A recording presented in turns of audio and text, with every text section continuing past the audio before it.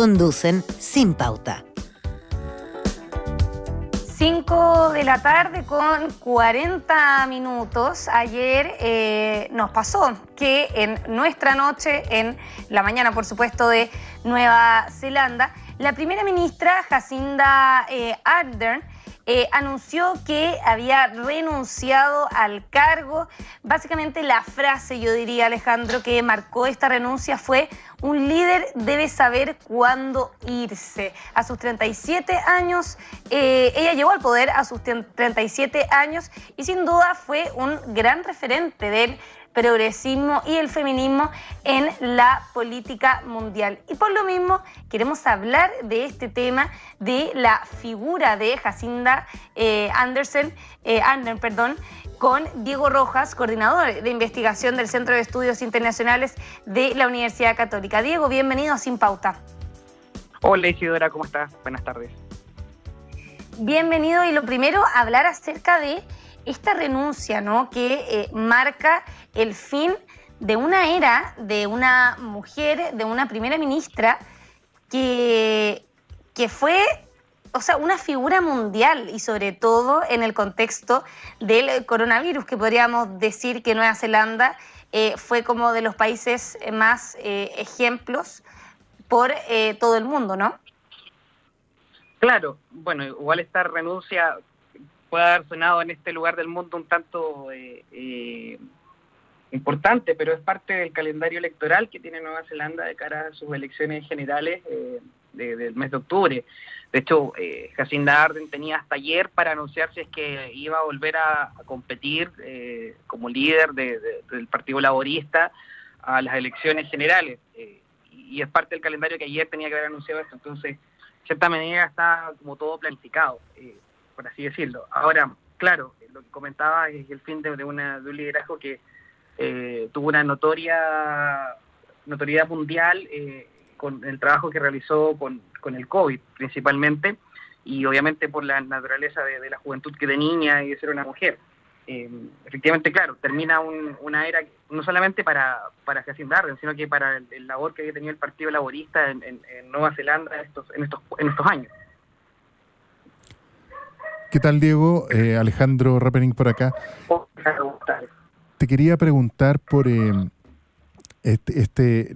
que hablaba Isidora, ¿no? Esta imagen que tiene ella, que construyó, ¿no es cierto?, con su juventud, con la forma de ser también.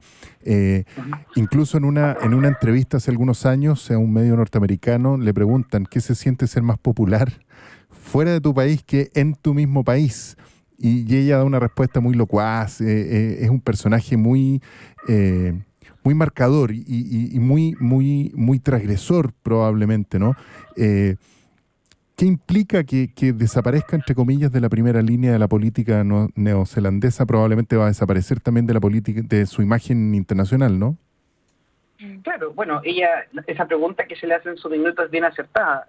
Ese paso al costado que está realizando ahora es precisamente por el decaimiento que tiene el apoyo primero de los laboristas, que no es menor, y la retirada de apoyo que ha sufrido Ardern como líder de los laboristas post-COVID.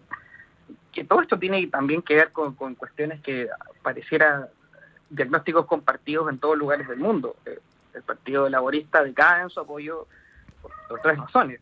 Primero, por el alto costo de la vida, por la inflación que enfrenta también Nueva Zelanda, por las alzas de tasas de interés, que evidentemente afectan a la visión país, y los segundos, por un aumento de la criminalidad y las protestas en torno a la criminalidad. Entonces, efectivamente, nosotros nos quedamos con la figura internacional, pero detrás de eso hay toda una política interna que en el último tiempo ha venido siendo cuestionada, ha venido decayendo en su apoyo, y a ese es el escenario que se va a enfrentar los laboristas a una elección en octubre, donde al otro lado del Rubicón tenemos un partido nacional que después de muchos años se ha podido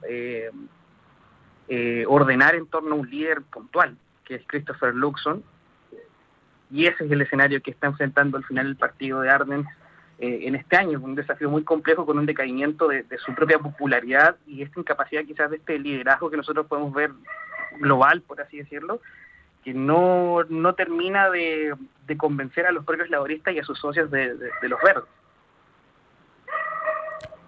Correcto, entonces ahí están un poco esos factores que la debilitan internamente. Y claro, su imagen internacional es transgresora, es progresista. Recuerdo una entrevista que le hizo incluso la famosa periodista norteamericana Christiane Amanpour, y ella decía: no entiendo, me refiero a Arden, decía: no los entiendo ustedes los norteamericanos, cómo es su sistema de vida y todo. Trató de ser como un ejemplo del progresismo a nivel internacional. Yo creo que esa figura se va a mantener, es difícil que escape, o sea, si construye efectivamente un liderazgo que a la vista de la opinión pública global tiene un impacto, es difícil que te retires de ahí. Ahora, efectivamente el paso al costado que da en la política interna, como comentaba, responde a otras razones, y habrá que ver efectivamente cuál va a ser el futuro de Jacinda Arden post elecciones. Dependerá también mucho de cómo quede estructurado dentro del Parlamento el Partido Laborista, cuáles sean efectivamente las líneas de los liderazgos que tomen el partido, y yo creo que no vamos a ver una desaparición total de Jacinda Arden de la política global, por así decirlo, pero sí en la interna. O sea, creo que el último año particularmente es un año complejo para su gestión, a diferencia de los años del COVID, y eso efectivamente es difícil de combatir al corto plazo, pero no creo que se desaparezca su figura, que realmente es bien importante, marcó un precedente no menor, y creo que la tendremos presente por lo menos en el debate internacional en algún minuto. No veo por qué eso no puede ocurrir.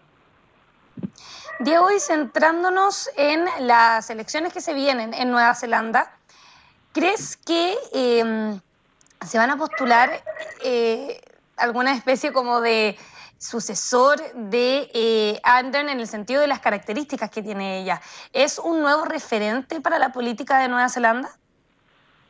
No lo sé, porque ahí es un poco más complejo.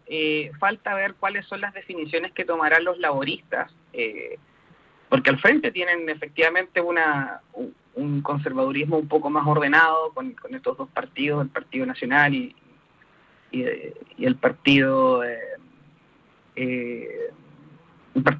Libertario, creo, no recuerdo el nombre específico, que efectivamente tienen en este minuto una posibilidad no menor de poder hacerse con el gobierno, que efectivamente quizás no son los liderazgos como los de Jacinda Ardern, pero sí son liderazgos que retoman la política interna de Nueva Zelanda hacia una dirección en particular, y a mi parecer efectivamente vamos a distanciarnos un poco de la figura global que nosotros teníamos de Jacinda Ardern para volverse a lo que han ocurrido en muchos casos de países que se preocupan mucho más de su agenda interna, y eso efectivamente les hace perder este roce o estas nuevas políticas o nuevas figuras que van surgiendo. Evidentemente que para sus sectores, en particular globales, son referentes, pero difícil que volvamos a ver una figura como lo que marcó Jacinda Ardern en el corto plazo, porque no ha sido la lógica tampoco de los gobiernos neozelandeses.